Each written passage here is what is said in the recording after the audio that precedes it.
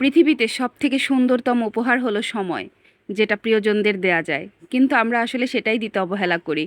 আমি এতটা ব্যস্ত থাকি যে মেয়েটাকে প্রপারলি সময় দিতে পারি না। বেশ কয়েকদিন ধরে আমাদের মা মেয়ের দুইজনেরই মেজাজ খুবই খিটখিটে ছিল। খেয়াল করলাম আমরা দুইজনই একটু সময় দেয়া দরকার একজন আরেকজনকে। তো আমরা মা মেয়ে আজকে চলে গিয়েছিলাম খুব সুন্দর একটা জায়গায়, যেই জায়গাটাতে অনেকদিন প্ল্যান করেও আমাদের যাওয়া হচ্ছিল না। বাসভবন রেস্টুরেন্ট অ্যান্ড পার্টি সেন্টার, এটা হচ্ছে জয়দেবপুরের আমতলিতে। লোকেশনটা আমি হচ্ছে গুগল ম্যাপের যে লোকেশন আছে সেটা আমি ডেসক্রিপশন বক্সে আর কমেন্টস বক্সে দিয়ে দিব। এছাড়াও যে রেস্টুরেন্টের পেজ লিংক আছে সেটাও আমি দিয়ে দিব, চাইলে আপনারা সেখানে চেক আউট করতে পারেন। একদমই প্ল্যান ছাড়া হুট করেই আমরা মা মেয়ে চলে এসেছি এই সুন্দর জায়গাটাতে। আর এসে তো মুস্কান একেবারেই অবাক, এত সুন্দর একটা জায়গা। তবে এই জায়গাটা আরও সুন্দর হয় রাতের বেলাতে। তো আমরা যেহেতু একটু দূর থেকে এসেছি, আমরা বিকেলটাই ঘুরে চলে এসেছি, আমরা রাতের বেলা আর ওয়েট করিনি। যারা রাতের বেলা ঘুরতে পছন্দ করেন তারা কিন্তু এই রেস্টুরেন্টটাতে রাতের বেলা আসতে পারেন। এখানে খুব সুন্দর লাগে রাতের বেলাতে। তাছাড়া এই যে তাদের পার্টি সেন্টারের জন্য আলাদা করে স্পেস রয়েছে, এখানে চাইলে আপনারা বিভিন্ন প্রোগ্রামের জন্য বুকিং দিতে পারের। আমার অনেক ভিউয়ার্সরা আমাকে অভিযোগ করেন আমি নিয়মিত ভিডিও দেই না। আসলে কথা দিয়েও আপনাদের কথা রাখতে পারছি না ব্যস্ততার জন্য। তবে চেষ্টা করব, আগের বারের মতো এবারও কথা দিচ্ছি নিয়মিত হওয়ার চেষ্টা করব। যারা আমার ভিডিওটা নিয়মিত দেখেন, আমার ভিডিও পছন্দ করেন, প্লিজ ভিডিওটা শেয়ার করে দিবেন। আর গাজীপুরের মধ্যে যদি কোনো সুন্দর জায়গা থাকে আমাকে কমেন্টস করে জানাবেন, অথবা আপনার বাসার আশেপাশে শেয়ার করার মতো ফেমাস কোনো কিছু যদি থাকে অবশ্যই আমার পেজে কমেন্টস করে যাবেন। আমি ঘুরে আসব সেই সুন্দর জায়গা থেকে। চেষ্টা করব গাজীপুরের মধ্যে ফেমাস যে কোনো কিছু সবার মাঝে ছড়িয়ে দিতে। কালারফুল বাঁশ দিয়ে এই রেস্টুরেন্টটা হচ্ছে তৈরি করা হয়েছে। রেস্টুরেন্টের দোতলা থেকে দেখেন নিচের ভিউটা কত সুন্দর। আর ভিতরে হচ্ছে খুব সুন্দর ডেকোরেশন করা দোতলায়।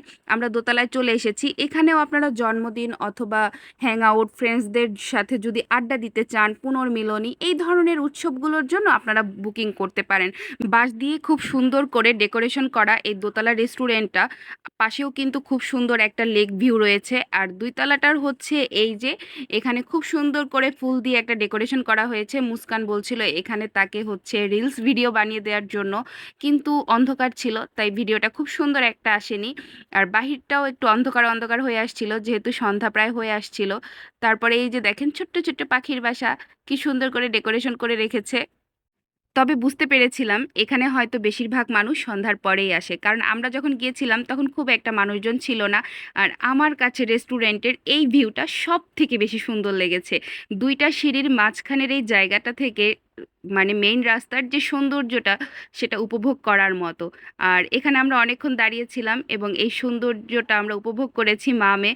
আর মুস্কান বলছিল আমাকে পিছন থেকে এভাবে ভিডিও করে দিবে। আমরা যেহেতু দূর থেকে গিয়েছি আমরা খুব একটা ভারী খাবার অর্ডার দেইনি।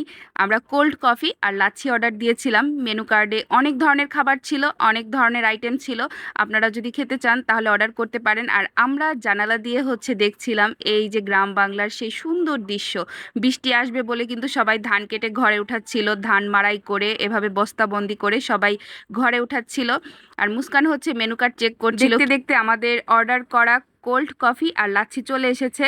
আর অনেক মজা ছিল। আমি যেহেতু ফুড ব্লগার না তাই আমি খাবার সম্পর্কে আসলে খুব একটা বলতে পছন্দ করি না।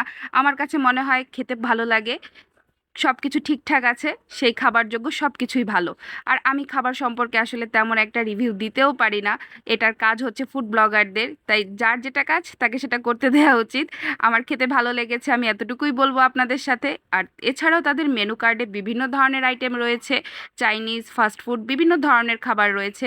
আপনারা চাইলে সেগুলো চেক করতে পারেন এবং আমাকে কমেন্টস করে জানাতে পারেন। আর কেউ যদি এখানে অলরেডি খাবার ট্রাই করে থাকেন, এই রেস্টুরেন্ট ভিজিট করে থাকেন, আপনাদের কাছে এই রেস্টুরেন্টটা কেমন লেগেছে সেটাও কিন্তু আপনারা কমেন্টস করে আমার সাথে শেয়ার করতে পারেন। আমি আমার অভিজ্ঞতাটা শেয়ার করেছি, আপনারা আপনাদেরটা করতে পারেন। তারপর হচ্ছে আমরা বিল পেমেন্ট করে আমরা আরেকটু ঘোরাঘুরি করেছি। মুস্কান হচ্ছে এখান থেকে আসতেই চাচ্ছিল না, বারবার বলছিল আম্মু আরেকটু থাকি আরেকটু থাকি। আর আমরা যেহেতু অনেক দূর থেকে গিয়েছি, সন্ধ্যার আগে আমাদের ফিরতে হবে, তাই আমাদের একটা টার্গেট ছিল নির্দিষ্ট সময়ের মধ্যে এখান থেকে বের হতে হবে। আর মুস্কান বারবার বলছিল এখানে আরেকটু থাকবে। যারা ভিডিওটা এখন পর্যন্ত দেখেছেন আপনাদের সবার জন্য অসংখ্য ভালোবাসা। ভালোবাসা, অসংখ্য ভালোবাসা আপনাদের জন্য। ভিডিওটা শেয়ার করে দিবেন।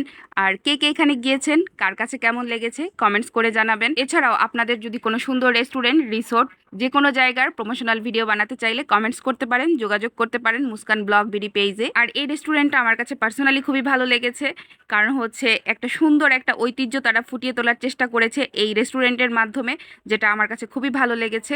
ভালো থাকবেন, আল্লাহ হাফেজ।